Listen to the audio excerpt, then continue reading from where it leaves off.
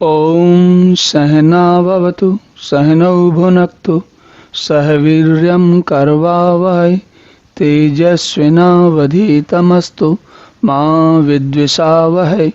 ओम शांति शांति शांति। हरि ओम।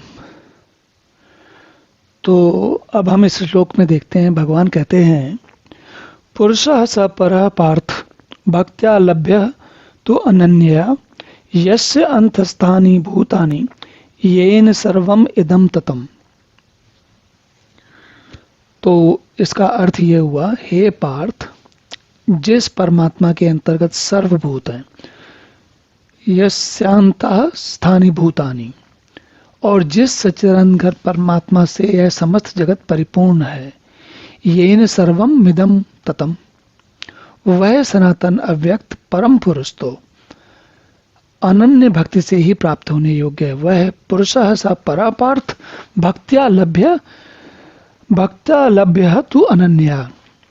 भगवान कहते हैं कि जो, देखिए नीचे वाली जो पंक्ति उसको पहले देखते हैं, तो भगवान ये कह रहे हैं कि जिस यस्यांतः स्थानि भूतानि, जिसमें सारे भूत, सारी दुनिया, सारा जगत, सारा संसार, सारा ब्रह्मांड जिस परमात्मा में है, और जो परमात्मा सारे जगत में छाया हुआ है, हर जगह व्याप्त है, उस परमात्मा को पाने के लिए, उसको परमात्मा को पुरुषः स परः पार्थ भक्त्या लभ्य, उस परमात्मा को लभ्य मतलब पाने के लिए हमें जो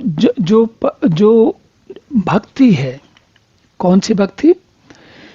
जो अनन्य भक्ति, तो अनन्या, ऐसी अनन्य भक्ति जो है, उस भक्ति से ही परमात्मा प्राप्त होता है। तो ये बात भगवान ये ऐसा क्यों कह रहे हैं यहाँ पर कि अनन्य भक्ति से परमात्मा प्राप्त होता है? चलिए इसको देखते हैं थोड़ा। तो उसका कारण ये है, देखिए भगवान ने कुछ पिछले 2-3 श्लोकों में कुछ ऐसी बातें की जो सामान्य तरीके, सामान्य भाषा में, सामान्य बोलचाल में आसानी से समझ में आने वाली बात नहीं है। हमारे लिए सोचना बहुत कठिन है कि कोई ऐसी चीज भी है, कोई ऐसी सत्ता भी है जो सारे ब्रह्मांड के भी परे है, और ब्रह्मांड के आने जाने से भी उस पर कोई फर्क नहीं पड़ता, वो वैसे ही बनी रहती है। तो ये समझना बड़ा कठिन काम है।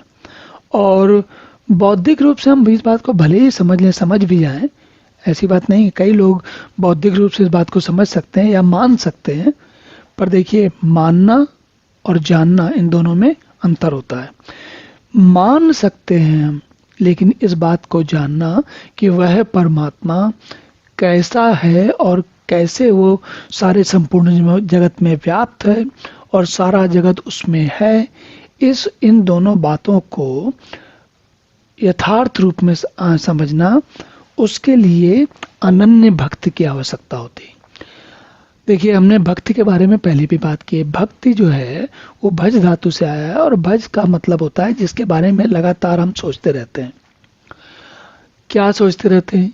जब अनन्य भक्ति का अर्थ है जब हम परमात्मा के बारे में सतत चिंतन करते हैं, सतत ध्यान लगाए रहते हैं, हर प्रकार से देखने की कोशिश करते हैं, हर प्रकार से जानने की कोशिश करते हैं, तो एक समय आता है कि हमारी बुद्धि जो है, देखिए हमारे बहुत सारे सन्यासी, गुरु और ऋषि मुनि लोग और बहुत सारे लोग ये बात कह गए कि परमात्मा जो है वो, जब बुद्धि जो है परमात्मा के द्वार तक ले आती है हमको, लेकिन बुद्धि परमात्मा का अनुभव नहीं करा सकती। वह अनुभव आत्मा के स्तर पर ही होता है। तो जो ये बुद्धि के पार जाने वाली स्थिति है, सोच कर देखिए, अगर जैसा हमने एक बार पहले भी उदाहरण लिया था कि अगर बिल्कुल अंधेरी रात हो, घटाटोप अंधेरा हो, और ऐसे में कोई आपको किसी अनजान जगह ले जाए और फिर कहे कि बस चलते जाओ बगैर देखे, तो क्या मैं या आप कोई भी चल पाएंगे? वहां पर प्रकाश कोई नहीं है, बिल्कुल घटाटोप अंधेरा, कुछ नहीं दिख रहा है। तो आप समझ सकते होंगे कि हम जड़वत हो जाते हैं, हम बिल्कुल बढ़ना आगे बड़ा कठिन हो जाता है। तो लेकिन अगर हमें जाना ही हो तो क्या करना पड़ेगा हमें? फिर हमें सारा अपना ध्यान उस अंधकार में एक एक पग पर चलते हुए उस पर लगाना होगा। तो भगवान ये जो बात हो रही है, ये काम हो रहा है, ये भक्ति से हो रहा है। यहाँ पर ज्ञान नहीं काम कर रहा, क्योंकि ज्ञान आपका सहारा नहीं दे रहा, आपको रास्ता दिखाई नहीं रहा ज्ञान। लेकिन भक्ति, वो भक्ति जो लगातार लगे रहने की और वो श्रद्धा, वही आपको आगे बढ़ा सकती है। तो भगवान ये कह रहे हैं कि वो जो है लभा त्व अनन्या, भक्त्या लभ्या त्व अनन्या। तो इस भक्ति को, अनन्य जो स्थिति है उसको पाने के लिए, लभ्य होने के लिए भक्ति की अत्यंत गंभीर आवश्यकता होती है। चलिए अब अगला श्लोक देखते हैं। ओम पूर्णमदः पूर्णमिदं पूर्णात् पूर्णमुदच्यते पूर्णस्य पूर्णमादाय पूर्णमेवावशिष्यते। ओम शांति शांति शांति।